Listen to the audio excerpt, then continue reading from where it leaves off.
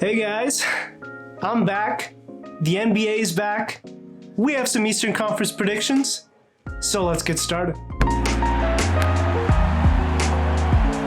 All right, so first off, the lottery teams. These are the teams that, well, they're gonna be in the lottery. They're gonna be tanking most likely for Victor Wembanyama, or they may slightly miss out on the play-in tournament and decide to tank towards the end of the season. In the East, with the worst record, I have the Indiana Pacers. I think they're not the worst talented team in the conference, but I do think that they will prioritize tanking because eventually they will trade away most of their veterans like Buddy Hield and Miles Turner. And I think that's just gonna make them way worse. And frankly, if they don't have Tyrese Halliburton at some point in the season due to injury or something else, I don't think that they can really stay competitive throughout the entire year. Next up, we have the Charlotte Hornets. This may be shocking to some people since they've been a play-in team for the past couple years, but they did lose Miles Bridges because of his domestic violence case, and they also have a lot of guys that struggle with injuries. LaMelo Ball's out right now. Gordon Hayward, you never know when he's gonna get injured again. And honestly, they're pretty thin up front. Mason Plumlee and the rookie Mark Williams, I don't know if they can really compete with the best bigs in the NBA. They have some young guys like James Bouknight, but I think he also got arrested recently for a DWI, I believe. So there's not a lot of good things happening in Charlotte. Hopefully the tanking pays off and they can get a really good player in this upcoming draft. Next up, we have the Detroit Pistons. And I think Detroit is actually going to win a decent amount of games this year, but ultimately I think youth really ends up stumping them just because they're so young, but they have a really nice core with Cade Cunningham, Jaden Ivey, Jalen Duren, Isaiah Stewart, Sadiq Bey. They have so many good guys. Bojan Bogdanovic is also going to be a nice addition for them, but I do kind of anticipate him getting traded at the trade deadline since he does have an expiring contract, and I don't see him wanting to stay in a rebuilding situation in Detroit. So that is why I have them as the third worst in the conference. Next up, we have the Orlando Magic, and the Magic absolutely struck gold with the #1 pick in the NBA draft in Paolo Banchero. They have another great player in Franz Wagner who continues to develop. Jalen Suggs might be showing some signs, especially after that first game against Detroit, really shooting the ball better. Guys like Cole Anthony, Wendell Carter Jr. is looking for a most improved player type season. Markelle Fultz, you never know what he's gonna give you if he's healthy. He is one of the better playmaking point guards in the league. And honestly, if this team is healthy, and that includes Jonathan Isaac, who hasn't played in 2 seasons, if this team is healthy, I could easily see them competing for one of those bottom play-in spots and surprise a lot of people. And then my last team in the lottery, but they are definitely an honorable mention for the play-in tournament, are the Washington Wizards. I do think that they have the talent to make the play-in tournament, maybe potentially the playoffs with Bradley Beal, Kristaps Porzingis, even Kyle Kuzma, who's taken a big step since going to Washington. And the problem is, I just think a lot of their top guys struggle with injuries throughout the season. I don't know if they're all gonna be healthy enough to really end up competing for the entirety of the season to make the playoffs. So that is why I have them just missing out on the play-in tournament.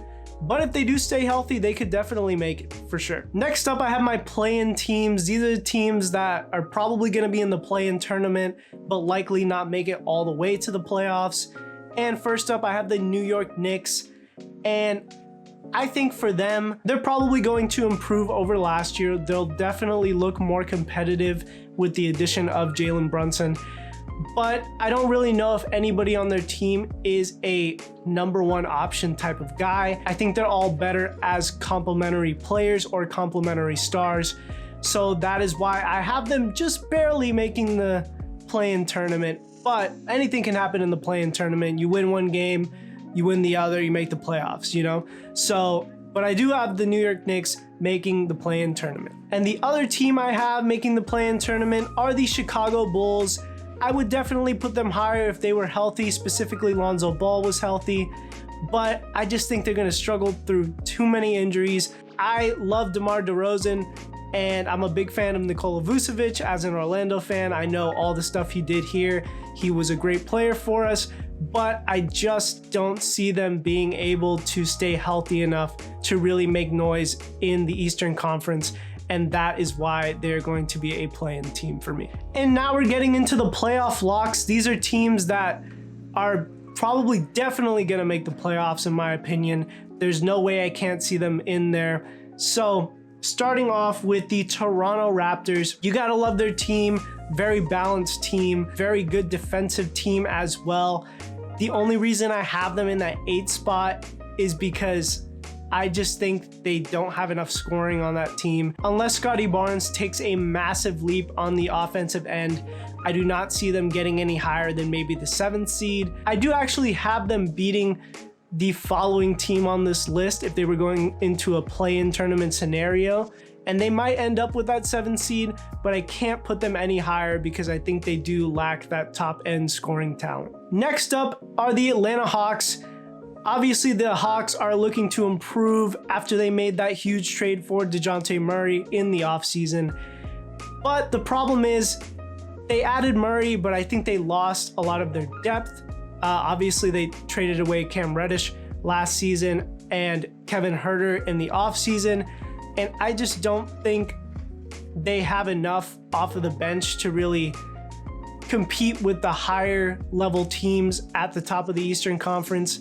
But they do have that top end scoring talent in Trae Young that pushes them higher than the Toronto Raptors. So I do have them finishing with the 7th seed after the regular season. So the next playoff lock I have are the Miami Heat. I feel like Miami is always going to be in there, especially with guys like Jimmy Butler, Bam Adebayo, Kyle Lowry. These are veterans that have been there, done that before. Tyler Hero just got a huge contract extension, and they probably expect him to take a big leap this year. We'll see if that happens. But I don't know, again, if I see Miami being able to stay healthy enough through the regular season. They also lost what I think is a big contributor for them, which was PJ Tucker. He really added that toughness, that grit, some more shooting to them. Cody Martin is going to try and take his place this season, but we'll see if he can really live up to that. And I don't know, I question their depth a little bit. They do have Victor Oladipo, Gabe Vincent, Max Strus off the bench, but none of them are really these big time creators off the bench that can add a lot. I liked Tyler Hero off the bench for them, but he is now starting, so we'll see how those units really shake out.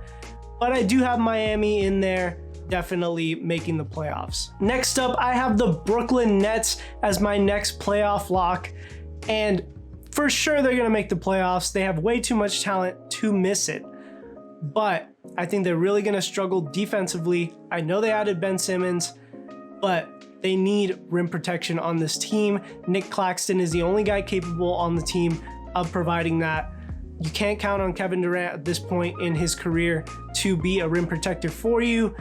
And I don't know if Claxton is up to it. I think they do really need to make a trade for a starting caliber center that can also space the floor for them. You know, maybe Miles Turner is available for them, or maybe a guy like Mo Bamba who's a little bit younger and is maybe ready to step into that role and be a starting center on a contender.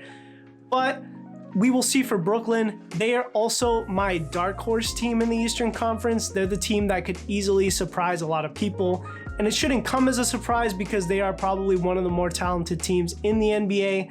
But with all of their turmoil and, you know, not knowing if the pieces fit that well, that's going to be a factor for them. So I do have them as a playoff lock. And my last playoff lock in the Eastern Conference are the Cleveland Cavaliers. I think they are going to be a really good team this season. I think they have to avoid injury, obviously, just like every other team on this list. Darius Garland just went out with an eye injury. That might slow down the momentum a little bit. The reason I don't really have them as a contender yet is because I think this group needs time to grow, mature, and gel together. I think after a couple years under their belt, I think Cleveland is going to be a very dangerous team in the Eastern Conference.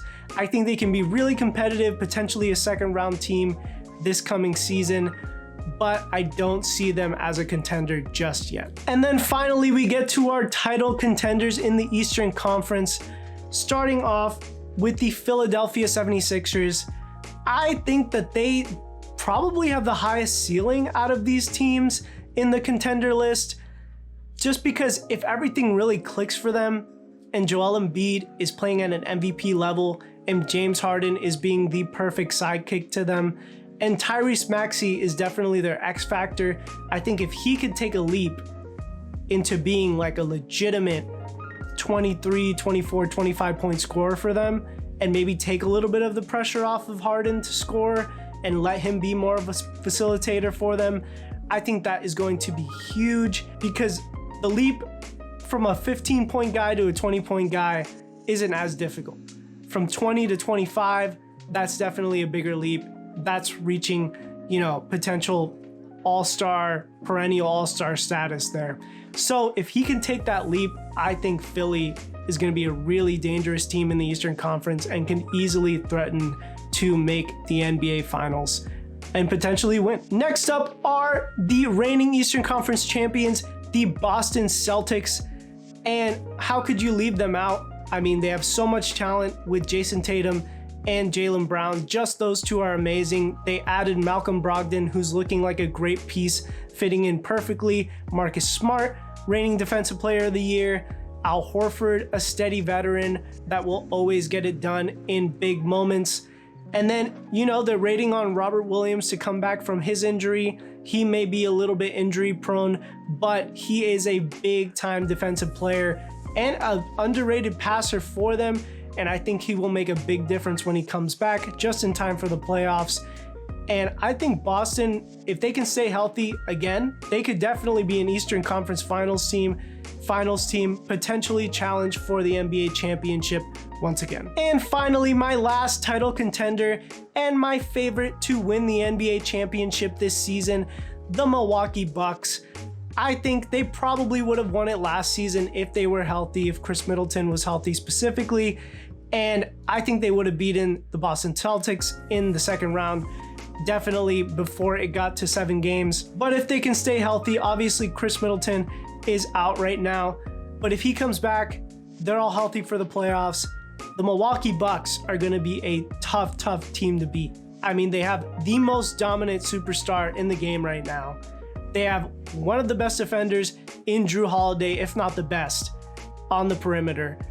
And they have great shooting all around them. They have a perfect sidekick in Chris Middleton. Giannis Antetokounmpo can easily lead them to another championship and add to that already great legacy that he is creating. So the Milwaukee Bucks are my favorite to come out of the Eastern Conference and to win the NBA championship. So that's gonna do it for this episode, guys. I hope you are enjoying the new set that I've created for you guys. The NBA is back, so I'm back. Behind the Sidelines is back. Make sure you stay tuned, subscribe, leave a like if you like the video, and please leave a comment down below telling me what are your Eastern Conference predictions for this season. I know it's a little bit early, but we can all still give our opinions and see what happens later on. And most importantly, guys, have a great rest of your day.